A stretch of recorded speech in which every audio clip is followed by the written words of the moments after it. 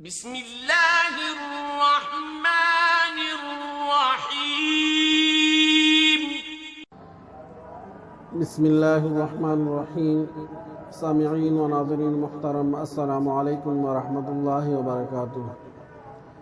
پچھلے سبق میں آپ نے کچھ کلمات سن لیے، تو بلا تمہید کے آج کا سبق بھی اسی طرح جاری رہے گا۔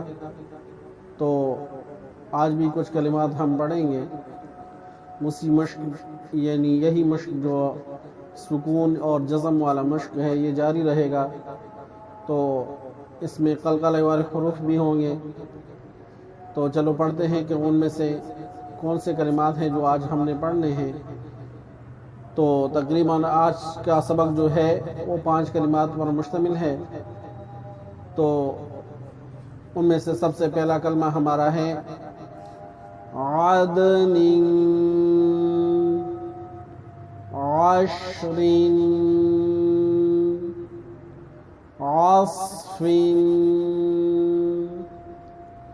غرقا،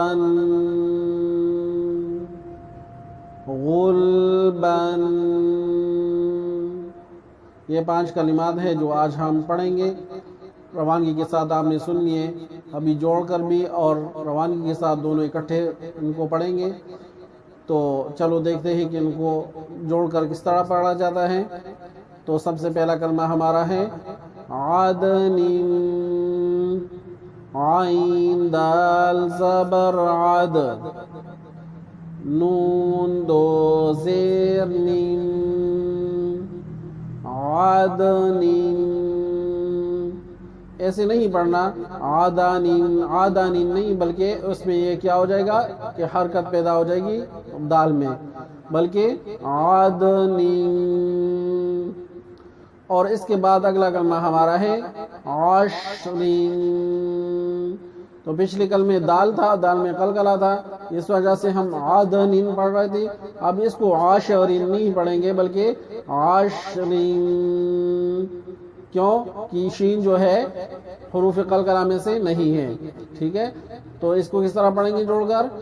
عین شین زبر عش، را دو زیر رین، عشرین۔ اور اس کے بعد تیسرا کلمہ ہمارا ہے عصفین۔ عین کے اوپر زبر اور اس کے بعد صاد، تو صاد مجزوم ہے یعنی اس پر جزم ہے، ساکن ہے۔ تو پڑھیں گے اس کو عین صاد زبر عص، فا دو زیر فین، عصفین، عصفین۔ اب یہاں پر دیکھ رہے ہیں کہ ہم اس میں صاد کو پڑھتے ہوئے ہونٹ گول نہیں کر رہے۔ کس طرح؟ عصفین، ایسے نہیں پڑھ رہے، عصفین، عصفین بھی نہیں اور عصفین بھی نہیں، بلکہ عصفین، ہونٹ گول نہیں کرنے۔ اور اس کے بعد جو ہے اگلا کلمہ ہمارا ہے غرقاً۔ غائن میں حروف مستعلیہ یعنی وہ حروف جو موٹے پڑے جاتے ہیں، تو غائن میں اسی میں سے ہے۔ اور اس کے بعد را ہے، اور را سے پہلے زبر آ گیا تو یہ رابی پر ہے۔ اور اس کے بعد قاف ہے، اور قاف کے اوپر 2 زبر ہے۔ تو اس قاف کو، یہ قاف بھی حروف مستعلیہ میں سے ہے، یعنی وہ حروف جو موٹے پڑے جاتے ہیں، تو ان میں سے بھی یہ قاف بھی ہے۔ تو اس وجہ سے اس کو بھی موٹا پڑھا جائے گا۔ تو اس کو کس طرح پڑھیں گے؟ غرقاً، تینوں حروف موٹے پڑھیں گے، ٹھیک ہے۔ تو کس طرح جوڑ کر پڑھیں گے؟ غین را زبر غر، قاف دو زبر قن، غرقاً۔ اور آج کے سبق کا آخری کلمہ ہمارا ہے غلباً۔ جو معمولی سے ہونٹ آپ کو گول نظر آتے ہیں، تو یہ پیش کی وجہ سے ہے کہ پیش کی گولائی کو ادا کرتے ہوئے ہونٹ گول ہو جاتے ہیں، تو اسی کی طرف اشارہ ہے، ورنہ غائن کو ادا کرتے وقت ہونٹ گول نہیں ہوتے، ٹھیک ہے؟ تو اس کو پڑھیں گے. غین جو ہے یہ حروف مستعلیہ میں سے ہے، جیسے میں نے غرقن میں بتا دیا. تو اس کے بعد جو ہے لام ہے، تو لام کو ہم اس کی غین کی وجہ سے پر نہیں پڑھیں گے، بلکہ لام کو باریک ہی پڑھیں گے. کس طرح پڑھیں گے؟ غین لام پیش غل، با دو زبر بن، غلبن.